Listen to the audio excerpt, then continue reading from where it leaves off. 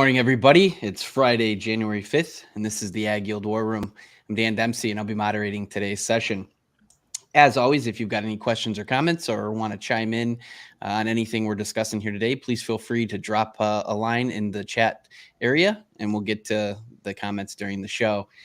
Real quickly here, overnight markets had March corn down a penny and a quarter, 465 and a quarter. March soybeans down 7.5 at 1260, and March Chicago wheat was unchanged at 613.5. We had weekly export sales out this morning, and we're going to talk about this a little bit here during the show. But a common theme was pretty putrid, really, across the board. Corn was 367,000.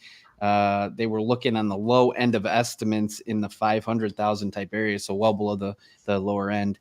Beans were a little over 200,000.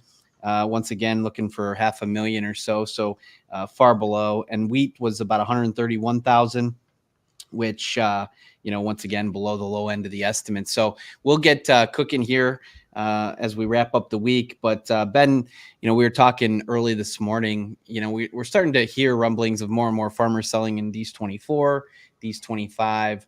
And so we wanted to talk a little bit about, what that looks like, what that means. And is it more of a time frame, in our opinions here, to be prepared as we go forward versus, maybe reacting and panicking into, what looks to be kind of an unfavorable setup here.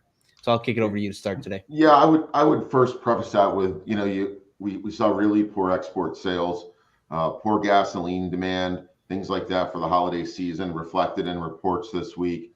And it was really across the board, I think, with the exception of beef. Everything was pretty poor. We'll have to see that improve in the coming weeks. I think that we have some really major risk points here in front of us, rebalancing the January report and then moving into the spring price discovery period. So I think it's a really good time to prepare yourself. I'm going to go a little bit war tactician strategy on here, and Sun Tzu, and I'm going to read it exactly. It's whoever is first in the field and awaits the coming of the enemy will be fresh for the fight. Whoever is second in the field and has to hasten to battle will arrive exhausted. And if you look back, even in some of our really heavily oversupplied markets, we've had bounces, right? We've had 20, 40, 50 cent bounces at times. And I think being prepared from a perspective of knowing where you sit, making sure you have a fairly firm grasp on your costs, and then looking at places where, with your advisor with AgYield, and if you're not a customer, is figuring out some ideas on how you want to react to those types of rallies. Certainly, it does not mean that it has to come anytime soon. We are in a bear market, technically, both corn and soybeans, but we do have some major risk points in front of us. And just panic to panic. And if you're doing those things, not understanding your cost of production yet, it could be counterproductive in the end. And I just think that right now is a really good time going into the new year, coming out of the holidays with risk points in front of us, following on into March with planning intentions. And then we get into the actual planning phase is let's be prepared, right? Let's be prepared to make good informed decisions. And you can work through with your advisor what that strategy is that works for you best. Not uncommon that we see markets pressed in the direction of managed money into the end of the year. It doesn't mean that we don't continue to go lower by any means. I would just say, from my perspective, it was very bearish going into first notice day. For the December contract, I'm just less bearish now. But there's no reason to be super friendly. So being prepared, talking through some ideas and places where you would like to step in and how you would like to do that, I think will prepare you for when that time comes. The one thing that is that sticks out in those really oversupplied market is that those rallies are short-lived. And if you're not prepared, you're either going to miss them or you run the risk of reversing your decision and getting really friendly on something as opposed to being disciplined and executing on a well-prepared plan. So that's just a really good way to leave leave some of gray area out on rallies, and you have to know yourself and how you're going to handle that. Yeah, that's a good point, Ben. And I think, if you're looking for something to maybe brighten up, the corn market a little bit, I mean, there's ethanol. Ben, we were talking earlier. Sorry, Dan. Just the fund rebalancing starts Monday, we think, right? Yes, the 5th through the 9th business days. Yeah. Okay. Just so. Yeah, that's a good point, Johnny. So Dustin, what I was saying is we did get ethanol data yesterday, and I mean, I think that's one kind of cheerleader that corn has right now, is good ethanol data that's coming out. Yeah, I think domestic demand has been pretty good. Export demand needs to be stellar to, cut into the supply. We're still looking at a 14 to 15% stocks to use ratio, which is pretty elevated. It makes sense that prices are suppressed compared to where they were coming into the year. We grew we're expect to have grown a pretty good crop size. But I do go back to the spreads on, I know the spreads are capable of getting wider these days because of the increased, warehouse receipt charges, 8 cents a month approximately, post December 2019. So a lot of people will point it to that change and say, well, it really didn't happen from DC 19 through most of 22, 23. But if you really think about what's happened in all those years, we had some bad growing seasons. We had a really late planting season, 2019. And then we had the trade agreement, which China bought, overnight was the biggest buyer of U.S. corn in history, and these contracts are all geared to go downriver, right? These are export contracts, really. So now we go back to percentage of full carry, though, in large carry markets, especially with higher interest rates that we have. We're really not that wide for old crop to new crop carries. And so what is that a reflection? If we're at 30 to 40% full carry to March, we're kind of fluctuating in there right in the middle of that right now, March to Dece. Is that because there's a ton of this crop that still needs to be sold? It's not yet sold. Or is it a reflection that we really are, seeing some scarcity, some tightness here on supply? Interestingly, I think this is a really, really crazy setup right now where we had a huge number of corn acres in 23, which, often leads to a more even split of bean and corn acres in 24. And we're below cost of production for Dece 24 corn based on university data. And that's what we're seeing anecdotally as well for corn and corn producers, especially. So I think there's a reason for maybe, Dece 24 corn, to try to do something here to encourage those acres, whether that's on a ratio move or on a flat price move, yet to be determined. But with, full carry rates barely scratching 30% March to Dece, I think there looks like a mismatch there. Yeah, that's a really good point. I was just looking at I was reading this morning, and I hate to pivot right back to it, Dustin, but if USDA is looking for roughly 3% of an increase in for ethanol for this next year, and if you bump that up, I mean, we're on pace to be up closer to 5 or 5.5%, 6%. I mean, you're throwing 110 million plus bushel onto, on the demand side. Is that enough? I mean, I don't think so domestically, Dan. I think ethanol, the bids reflect that in the fall when, growers really weren't excited about selling a sub $5 corn price. Mm-hmm. And they came in with a lot of cash from the previous year. So we didn't really need to see as much movement. So especially in some of the deficit areas, like in Iowa, you were seeing some really hot ethanol bids, and margins could support it.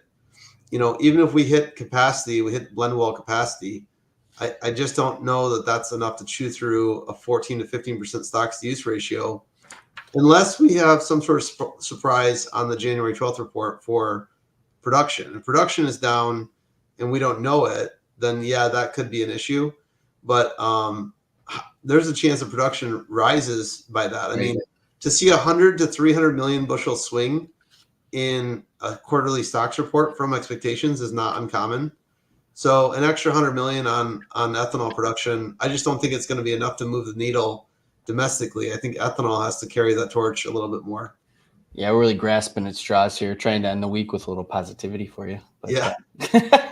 Well, you know. I like it. I think it's driving a lot of the interesting things about, maybe basis is doing more of the work. We talked about this a lot, is that spreads, when we're going into first notice day, they really should get wide. And old crop from Dece to March, it did get quite wide, right? We were pushing 70, 80% full carry. Sep to Dece, we were getting really, really wide as well. And that's the calendar was forcing that though, because people had delivered off of a December contract for, harvest, a harvest delivered bushel and took on basis only. They really were forced to sell that contract. Even if they weren't outright selling it, they were rolling it to March. They were still selling the spread in the process. So the spread was as capable of getting much closer to full carry once we got to first notice day. So that's just something we're going to watch again going into end of Feb when we get to the March first notice day. If we're still oversupplied, it might be that there's a bunch of bushels that are being carried long on paper, being the board of trade or being basis only. And then that would be reflected again in a widening March, May at the end of Feb, if that's still the case, right? It'll be yet to be determined once we get there. Yeah. I was going to data here later today, but by all estimations and things I'm reading, we're probably got fun short beans now. That's what it looks like. I mean, we're always in the rears. Like you said, the data comes out on Fridays. It's as of Tuesdays. And I believe we'll still get that today. We're expected to, despite the holiday. So, really, really weird connection between beans and wheat. They were ultra short wheat. They were fairly long beans, coming out of the first of the month of December. And then they liquidated that once China started buying, an extra 1 million metric tons of SRW wheat. So that was a really big bang for their dollar, really. Like they got funds to liquidate, 250 million bushels quickly in short contracts following the Chinese purchases of wheat. Coincidentally, they also liquidated about 250 million bushels of long beans at the same time. And we've been carrying anywhere from like a negative 50 to 70% correlation wheat to beans in that time frame. So is it the funds that are holding these two products as a pair? I mean, that's my guess, of partly why we're seeing such a clear connection. And even today, the overnight markets were up half cent in wheat and down 6 in beans, right? Again, moving in opposite directions. Yeah, and there were some rumblings kind of late yesterday about China maybe being in for some SRW again, but didn't show up this morning, and so we'll have to see, beginning part of next week if that comes to fruition. Yeah, it's hard to tell if that if the connection is fund positions or it's the rains in Brazil. It's probably a bit of both, right? Maybe even more so the rains in Brazil. But you cannot deny that there is an inverse correlation with wheat and beans in the last month. And so, they always say like funds are just a part of the market. They really don't dictate where things go, but they are a very big part of the market. And there's some, very, coincidences of their positions and market moves that say that they are very much a driver of this market, in my opinion. Absolutely. We've got about a minute and a half here to go into the open here, guys. Any parting shots as we put a bow on the week? Ben, what do you got for everybody going into the weekend? Not much. Looking forward to see how things react next week with rebalancing. Certainly, I think the expectation for everyone for the WASDE is that we're going to see higher corn stocks, increased yield at a minimum. I think the shocker would be there that if we went the other way, soybeans right now, we've got a lot of people that have wanted to be long that are far underwater, but we're back to levels that pretty close to where we traded in the fall. So just wait and see in the next week, right? Very good. We just coming into the open here. We got March corn down a penny, 465 3/4. March soybeans down 9.5, 1258 1/4. And March Chicago wheat's up a penny 3/4 at 615 1/4. As always, we're streaming live every day that the markets are open on X, Facebook Live, and YouTube Live. We will be back with you on Monday morning, 8:15 Central Standard Time. Everybody's favorite backup host will be taking over on Monday. Jack will be in to run the show. So everybody take it easy on Jack, but he'll do a great job. So with that, hope everybody has a fantastic weekend, and we look forward to talking to you next week. Thanks, Dan.